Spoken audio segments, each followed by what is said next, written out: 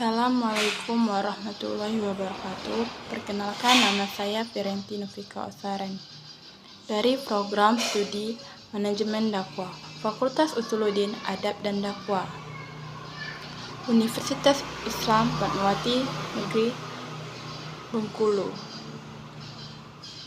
Di sini saya akan membacakan materi saya, yaitu kodifikasi Al-Quran dari mata kuliah Ulumul Quran dengan dosen pengampu Ibu Putri Zaki Rahayu MAG. Pengertian kodifikasi Al-Quran. Yang dimaksud dengan kodifikasi Al-Quran yaitu adalah proses pemeliharaan, penulisan, pengumpulan, dan percetakan sejak pada zaman Nabi Muhammad SWT. B. Sejarah kodifikasi Al-Quran ialah pengumpulan Al-Quran pada zaman Rasulullah SWT ditempuh dengan dua cara. Yang pertama, Al-Jamu fis Sudur. Para sahabat langsung menghafalnya di luar kepala. Setiap kali Rasulullah SWT menerima wahyu, hal ini bisa dilakukan oleh mereka dengan mudah terkait dengan kultur budaya orang Arab yang menjaga turusat atau peninggalan nenek moyang mereka, diantaranya berupa syair atau cerita dengan media hafalan, dan mereka sangat masyhur dengan kekuatan hafalannya. Ali Study of Islamic School India Dara Adabi Delhi tahun 1980. Yang kedua ialah Al-Jamu fis Tudhur, yaitu wahyu turun kepada Rasulullah ketika beliau berumur 40 tahun, yaitu 12 tahun sebelum hijriah ke Madinah.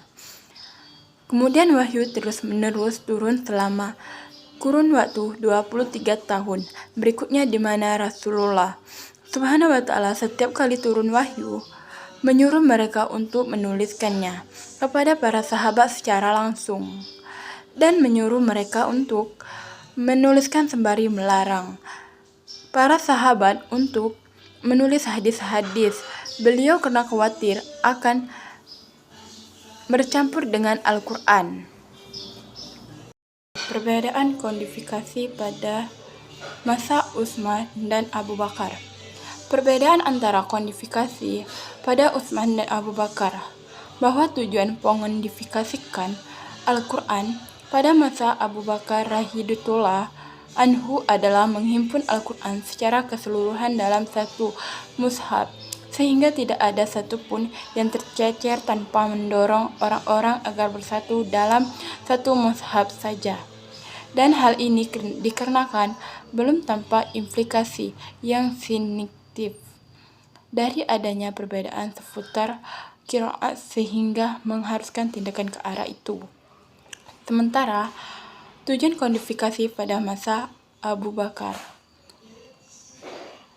adalah menghimpun Al-Quran secara keseluruhan dalam satu mushaf, namun mendorong orang-orang agar bersatu dalam mushaf saja. Hal ini dikarenakan adanya implikasi yang sangat mengkhawatirkan dari beragam versi qiraah tersebut. Jadi mengkodifikasikan ini ternyata membuahkan melihat yang bagi kaum muslimin, yaitu bersatu padu umat, bersepakat serta terbit suasana keakraban di antara mereka. Dengan terciptanya hal tersebut, mereka berusaha yang ditimbulkan oleh pencegahan umat tidak bersepakat dalam satu kata, serta menyeruakan kebencian dan permusuhan telah dapat dibuang jauh-jauh. D. Mushaf Ustami. Dahulu Al-Quran tidak ditulis tapi dihafal. Adapun ditulis itu karena orang-orang di luar Arab yang tidak mengerti tentang bahasa Arab, maka dijadikanlah Al-Quran itu ditulis. Al-Quran tidaklah berbeda. Bahkan Rasulullah bersabda bahwa Al-Quran itu diturunkan pada 7 huruf, yang berarti 7 cara membacanya. Nah, dari sinilah masalah ini akhir membesar pada Islam. Sudah menyebar ke berbagai penjuru dunia, mulai dari Spanyol, Persia, sampai daratan Rusia.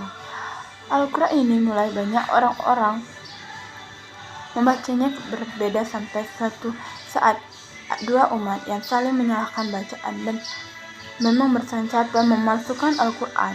Pada waktu itu masih zaman sahabat sepeninggal Rasulullah, maka hukumannya adalah penggal. Maka para sahabat tak main-main dengan urusan ini. Dua orang sedang bertengkar. Itu berasal dari Madinah, yang satu dari Persia, dan ketika mereka kemudian menghadap kepada khalifah saat itu Utsman bin Affan, maka Utsman mendengarkan kedua bacaan. Itu tak ada yang salah dari bacaan itu. Namun karena perselisihan sudah banyak orang-orang saling menyalahkan, maka satu-satunya cara adalah dengan menulis Al-Quran tersebut dalam satu baca. Sebelum Al-Quran sudah dibukukan, tapi masih di Sahli Subhi membalas ilmu Al-Quran di Jakarta Pusat, Firdaus 1960. Terpisah dan ada 7 cara baca. Dari sinilah kemudian para pembesar sahabat berunding kira-kira ejaan yang manakah yang akan dijadikan sebagai satu-satunya bacaan yang dipakai di dalam Al-Quran. Saat itulah Utsman mengatakan, Allah telah meridhoi kaum Muhajirin dan Ansar, dan mereka juga telah ridho kepada Allah meridhoi kaum Muhajirin dan Ansar. Allah maka kita memakai cara bacaannya kaum Muhajirin dan Ansar.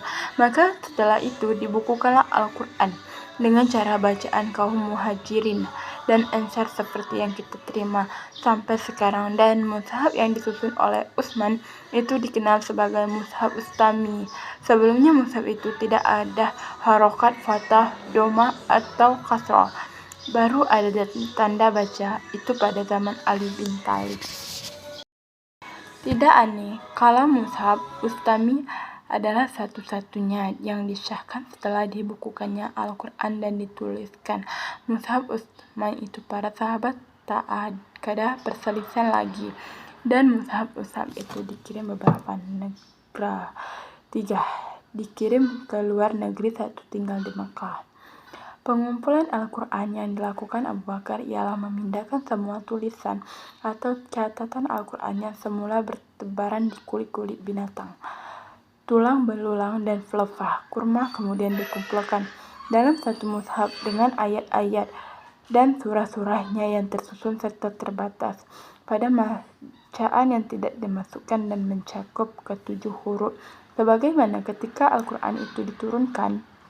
Sedangkan pengumpulan dan mencakup yang dilakukan Utsman adalah menyalin dalam 1 huruf di antara ke-7 huruf itu untuk mempersatukan kaum muslimin dalam 1 mushaf dan 1 huruf yang mereka baca tanpa ke-6 huruf lainnya. Utsman hanyalah berusaha menyatukan umat pada satu macam wajah qiraat, itu pun atas dasar kesepakatan antara dia dengan kaum Muhajirin dan Ansar yang dihadirnya di hadapannya. Setelah adanya kekhawatiran timbulnya kemelut karena perbedaan yang terjadi antara penduduk Irak dan Syam dalam cara qiraat. Baiklah, itulah materi yang dapat saya jelaskan kepada kalian semua. Semoga bermanfaat ya. Saya ucapkan terima kasih. Assalamualaikum warahmatullahi wabarakatuh.